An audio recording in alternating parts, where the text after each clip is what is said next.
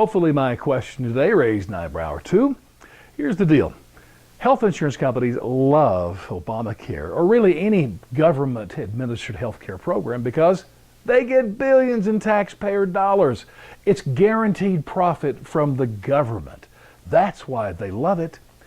And you say, wait a minute, I thought all the health insurance companies bailed on the exchanges. Well, most of them did, but they will be back.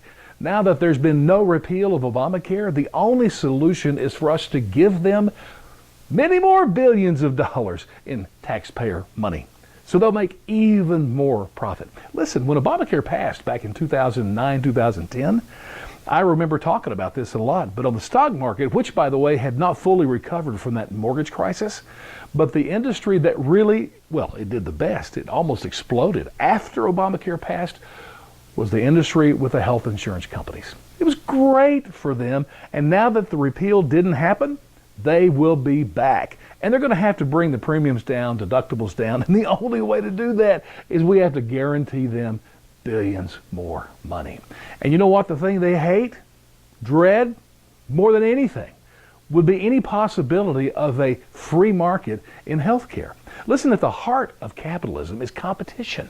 I mean, think about it. If you wanted to start a business today in some type of industry, whatever product or service you were providing, the only way you're going to be able to show a profit, make money, is to either do it cheaper, you got to provide a better product, or deliver it faster. I mean, that's the center of capitalism: faster, cheaper, better. The last thing in the world these big insurance companies want is some company coming up and offering me, who a believer in free market healthcare, allowing me to buy just what I need. I mean, we can't have that happen. So, I wouldn't buy, for instance, anything having to do with babies, whether you're wanting to abort your babies or whether you're wanting to birth your babies. That's great, but I don't want to pay for that. I'm done with that. I'm not transgender, believe it or not, so I don't really want to pay for that surgery. It's not going to happen. But in national health care, government-administered health care, in socialism, everybody has to pay for everybody else, so we got to pay for everything. That's the way that it works. So the insurance companies are fine with that. So they love government-administered health care, and they hate any hope of a free market. By the way, personal story. Back when I had a business that was very successful, had lots of employees, they all worked from their home. Most of them were in the state that I was in, Illinois, but others were in other states. Here's what I found out when my employees came to me and said, listen, Bill, you're paying us good, but we'd love it if you could provide health care. Well, I didn't know anything about it, but I thought, cool, let's look into it.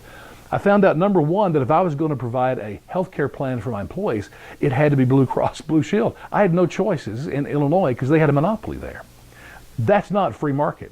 And even worse, that's when I first learned about the crossing state line business. I had no chance of providing a program for all my employees because of the monopolies in other states.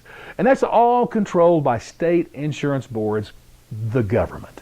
So we've already had government health care for some time. So free market, unknown in our health care system. And so I'm really devastated that the Republicans failed to repeal Obamacare, because this is just now going to move us closer and closer to single payer, which is the ultimate socialist program. And I just don't see any way around it. It's going to happen. And so I'm sorry, I've given it my best shot. But Bernie, you're going to get your wish.